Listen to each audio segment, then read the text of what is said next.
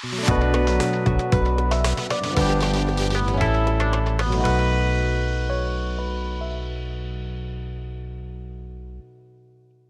right, so ready to dive into this treasure trove of gut health wisdom you've sent over.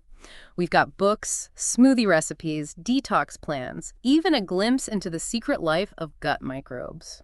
Our mission, should we choose to accept it, is to unearth the most practical tips and those mind-blowing aha moments hiding in these sources. Yeah, what's really interesting is how these sources show that gut health isn't just about digestion. It's like No. deeply intertwined with your immune system, your mental state, even your skin, like a domino effect of wellness starting right in your gut. Totally.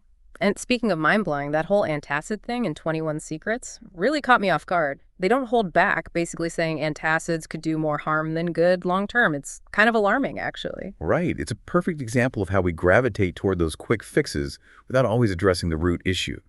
Like the book mentions, heartburn isn't always from excess acid.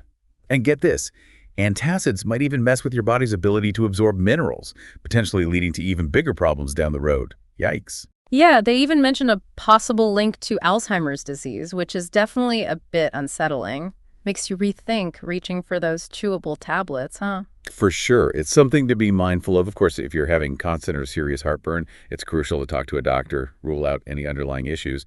But yeah, this source definitely encourages us to be more aware of what we're putting into our bodies, for sure. Absolutely.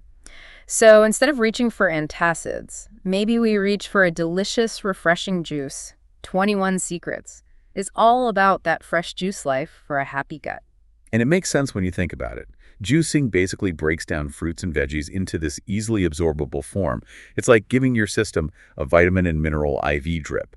Gives your gut a much-needed break from digesting all that fiber, allowing it to focus on, repair and rejuvenation. It's like a spa day for your digestive system. Yeah. I love it. And speaking of things that might disrupt our gut's happy place, Beauty and the Gut dives deep into candida overgrowth. They don't sugarcoat it. Bloating, fatigue, skin issues, sounds like a real buzzkill. Yeah, candida, it's a type of yeast that's naturally in your gut.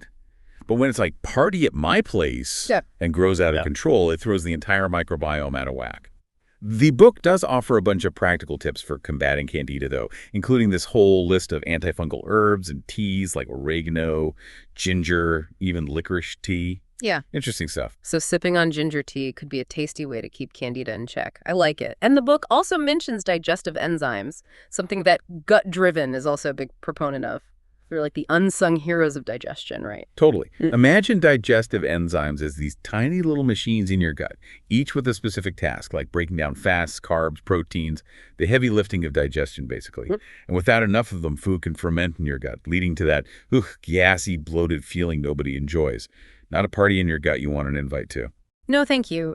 Both sources actually recommend considering a digestive enzyme supplement, especially if you're already experiencing some digestive discomfort. It's like giving your gut a helping hand. But we can't talk about what we're putting in our bodies without talking about what needs to get OUT. Beauty and the Gut and Grow a New Body both emphasize the importance of detoxification for a healthy gut. And it makes sense, right? Oh, absolutely. I mean, think about it. Our modern world's like a toxic buffet. From the environment to processed foods, even stress, it all adds up. Grow a New Body suggests this overload can really burden our gut. It's a lot for our bodies to process. Totally. And the book even talks about this concept of a vision quest as a form of detox, not just for the body, but for the mind too. Disconnecting from the daily grind, reconnecting with yourself. That's so interesting. And it's like in today's world, maybe a digital detox is the modern day equivalent. Putting away the phone, laptop, just being present. I love that. Although part of me is slightly terrified by the idea. Speaking of slightly terrifying, let's talk about leaky gut syndrome. Gut-driven. Heal your leaky gut and the antiviral gut all delve into this. And it sounds a little scary, to be honest. It does sound kind of dramatic, right? Leaky gut. Basically, it's when the lining of your gut becomes more permeable than it should be. Imagine a net with holes that are too big, things that shouldn't be passing through, like undigested food particles, end up leaking into your bloodstream. Not ideal. And from what I'm gathering from these sources, that can set off this chain reaction of health issues, from inflammation to food sensitivities to a weakened immune system. It's like a domino effect, but not in a good way. Yeah, it's like the security system of your gut has been totally hacked. Yeah. And just like a compromised security system leaves you vulnerable, a leaky gut can make you more susceptible to infections and other illnesses, according to these sources. It's all connected. It's incredible how much power our gut has over our well-being. And speaking of connections, Heal Your Leaky Gut and the antiviral gut, they both talk about this link between our gut and our brain. The gut-brain axis sounds like something out of a sci-fi movie. Right. It's wild. It's like these two systems, the gut and the brain, they seem totally separate, but they're actually in constant communication. This network of nerves, hormones, the immune system, it's all connected. So cool. And the antiviral gut mentions that a crazy 90% of serotonin, the happy hormone, is actually produced in the gut. So maybe those mood swings, it's our gut trying to tell us something. Exactly. And you know what else plays a big role in keeping our gut happy? Prebiotics and probiotics. Multiple sources highlight these two, the dynamic duo of a thriving gut microbiome. Right. Like prebiotics are setting the stage. They're the opening act for the probiotics, providing all the nourishment those good bacteria need to really take the stage and shine. And you can find those prebiotic superstars in foods like garlic, onions, asparagus, even those bananas you might have sitting on your counter right now. And then for that probiotic boost, think fermented foods, yogurt, kefir, sauerkraut, kimchi, supergut, and the whole body guide to gut health. They're both loaded with examples like these. And speaking of supergut, that book really dives deep into, cultivating a supergut, which is so fascinating. Dr. Davis, he argues that we shouldn't just be managing symptoms, we should be aiming for a thriving, vibrant gut microbiome. Yeah, he calls it the microbial core of our health. It's like we've ignored this inner world for too long, and by optimizing it, we can unlock this whole other level of well-being. Right. He even suggests a super gut can lead to healthier skin, faster healing, even increased empathy. That's amazing. But he also talks about how our modern lifestyles, with all the processed foods and antibiotics, have thrown our microbiomes out of whack. Yeah, he calls it dysbiosis, basically. The bad bacteria are having a rave in your gut, and the good bacteria are stuck on the guest list. And one of the things he points to is SIBO, small intestinal bacterial overgrowth. Oh, right, SIBO. From what I understand, that's when bacteria that are usually found in the large intestine decide to move into the small intestine, and that's when things can get, uncomfortable. Exactly. And Dr. Davis recommends using breath tests to identify SIBO, which he says are a simpler alternative to some of the other gut testing methods out there. So that's good to know. It is, and it's interesting because he doesn't just focus on bacteria, he also talks about the role of fungi in the gut, like that candida overgrowth we talked about earlier. Right. He sees fungi as another key player in the gut microbiome, and when things get out of balance, like with candida overgrowth, it can lead to a whole cascade of issues. For sure. And to combat candida, he talks about strategies like antifungal herbs, bacterial probiotics, and even this specific fungal probiotic called Saccharomyces boulardii. It sounds like something you'd need a science degree to pronounce. Right. It's a mouthful.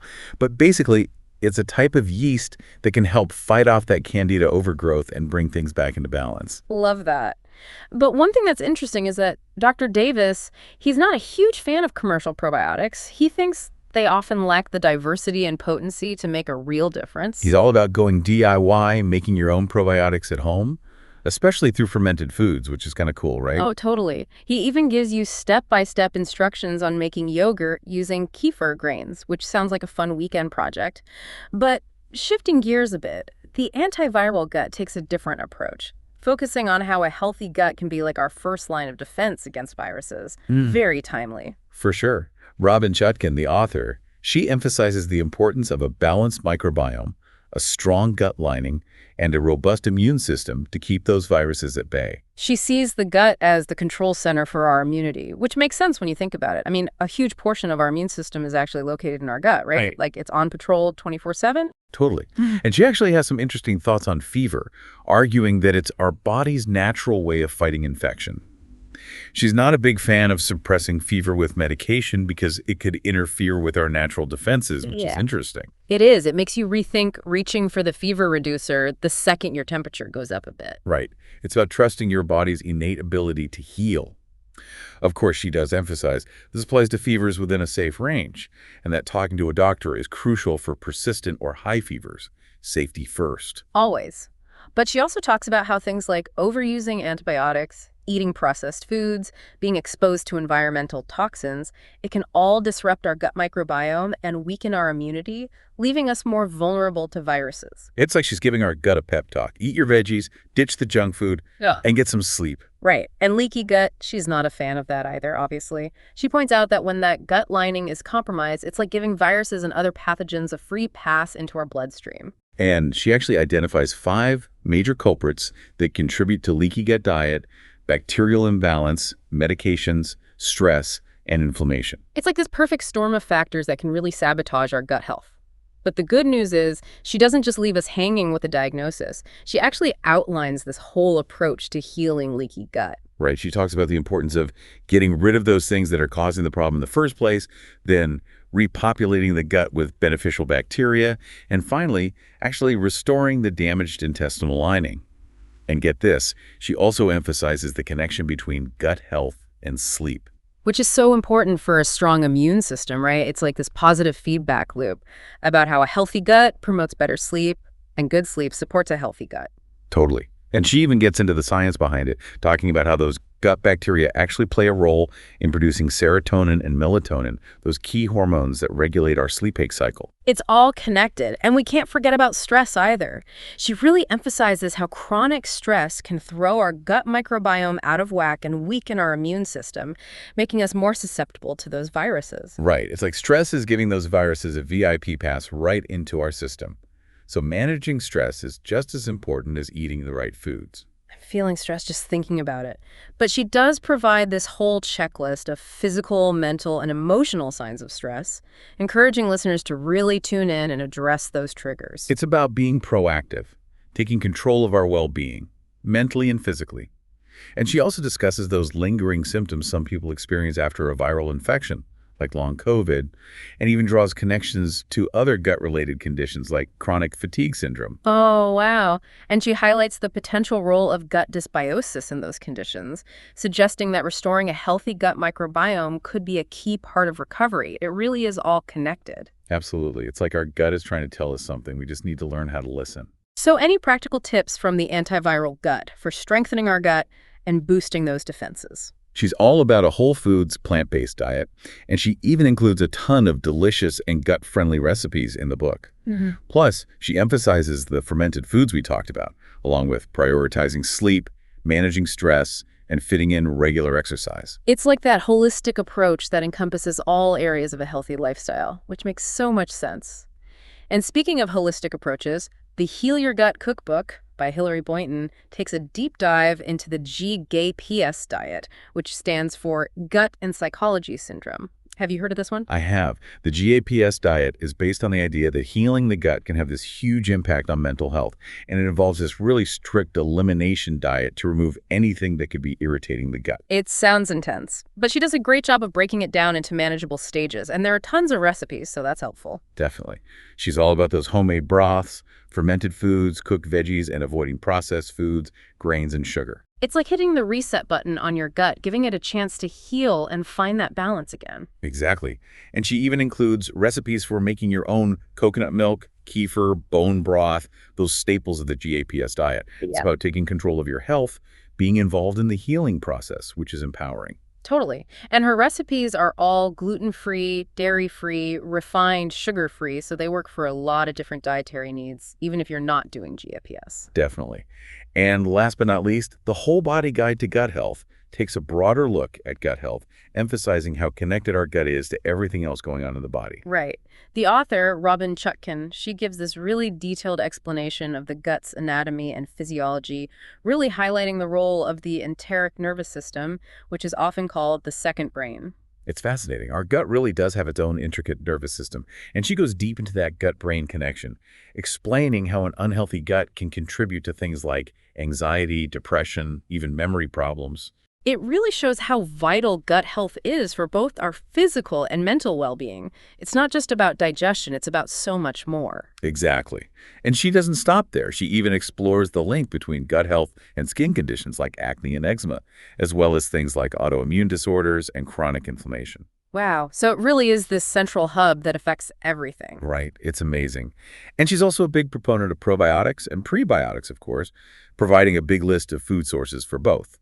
Plus, she really encourages listeners to pay attention to food sensitivities, maybe try an elimination diet to pinpoint what those triggers might be. I love that, becoming a detective of your own body. Right. And to help get us started, she even includes a 7-day gut healing meal plan with recipes and shopping lists. Plus, she talks about exercise, emphasizing how important movement is for gut health, too. It's all about those lifestyle changes, what we eat, how we move, how we manage stress.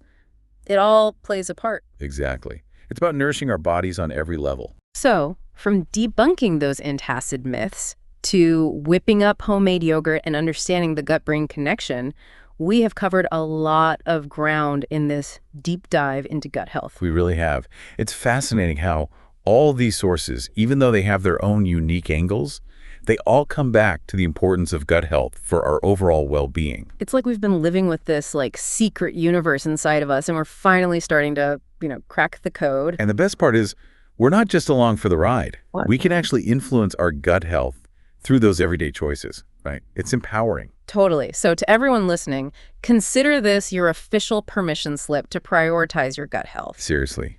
Add some more of those prebiotic-rich foods to your plate. Maybe experiment with fermented foods. Kimchi, kombucha, there's so much out there. Or even think about a digestive enzyme supplement. There are so many ways to support a healthy gut. And remember, it's not just about feeling less bloated or whatever, although that's a nice bonus, right? These sources really show us how connected our gut is to everything. Our mood, sleep, immunity, even our skin. Yeah, it's a great reminder that our bodies are these interconnected systems. Yeah. And a healthy gut, it's like this ripple effect of positive changes everywhere. Totally. As you're on your gut health journey, remember to be patient with yourself, listen to your body, and don't be afraid to experiment a bit. What works for one person might not work for another. It's about finding what feels right for you. Exactly. It's a journey, not a destination, right? Our gut is this dynamic ecosystem, always changing. So it's not about perfect balance, but finding what works for you and your gut. Absolutely.